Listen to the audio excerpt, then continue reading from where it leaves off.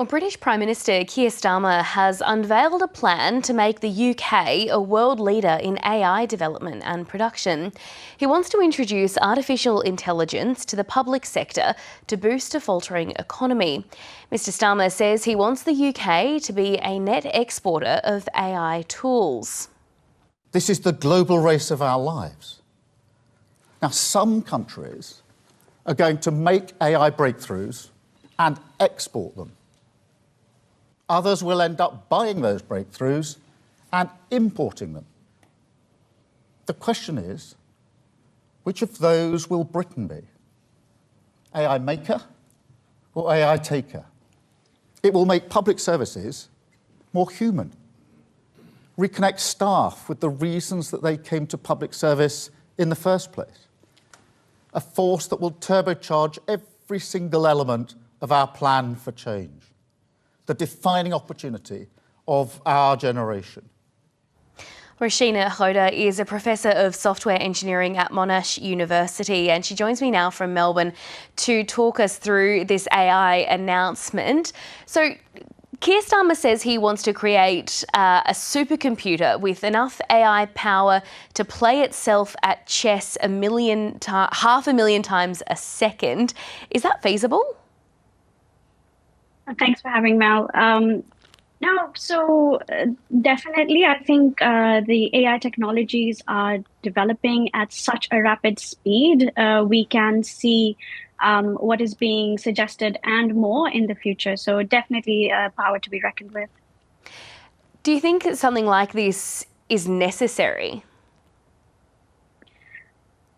I think as countries now with the AI technology, there is what is and what is likely to happen, and then there is what should happen. So somewhere between that, I think we need to be practical about what is required and how far we want to go. So I guess a balanced approach is what we need with the development of AI, and really looking at, as you said, the needs of the people, the humans who are at the center of this, and be driven by those needs in the development of the technology. So question the need, I think, is a really good place to start. Given how quickly AI technology is developing, you talk there about a balance being necessary, but how do you think we find this balance between using AI to benefit society, but also the risks that it carries?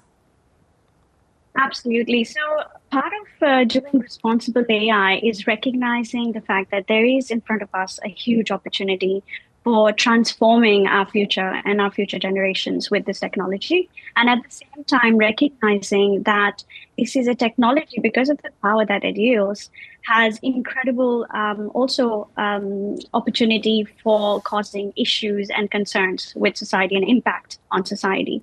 So one of the ways that we are really looking at this is with my research teams. We're talking to AI practitioners, so the actual people on the ground who are developing and designing these technologies. And what we get to hear again and again from them is things like there is a little bit lower awareness of AI ethics principles in general, which is of concern. And then when there is awareness, the other issue that we find is they may not be able to take what are very high-level principles and moral guidance into what it means on an everyday basis as a designer and a developer of technology to implement in their everyday practice. So as a researcher, I think it's very fascinating for us to look at how can we help practitioners bridge that gap from having good intentions to actually start to apply them as good practice.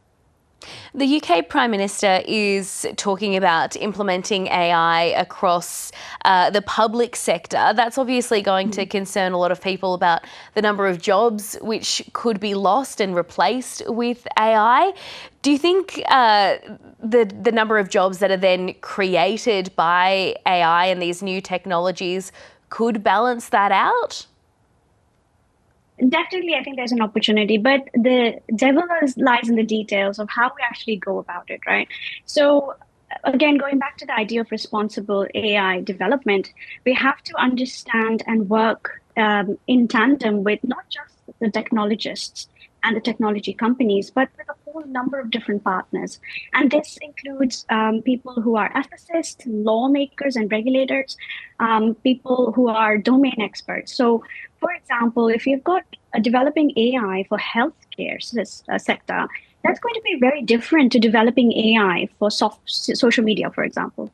So working with the domain experts in that area, working with communities. So the people, the actual, what we call in software, end users who are going to be touched by this technology and impacted by the technology need to be part of that design team to have their voices heard into the design. And finally, of course, we need to work with researchers who will have sort of a safe sandpit in which to experiment with the limits of this technology, the pros and cons of the technology, the risks of this technology, and then be able to go back and inform the government and inform technology companies about where, how far we want to go and where the boundaries lie.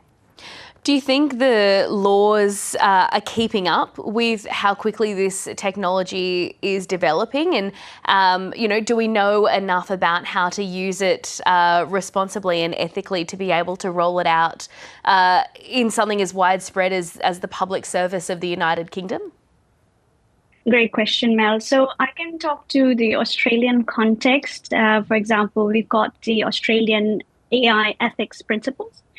So the principles are there, but if we want to go really fast with this, and if we want to really boost up the AI technology development, we have to go beyond principles. We have to get into regulations, policies, and laws where they must apply. So it goes hand in tandem, working with the lawmakers and with technologies and ethicists, and then the communities, as I said, to come back and develop something that is not only, the shiny new technology, but it's also right by human values. And I would also highlight, I think there's a real risk of putting our most vulnerable of our communities at risk and furthering the digital divide and the digital inequities if we leave those people behind when designing AI technologies. So these are all considerations we need to have in place to develop this responsibly.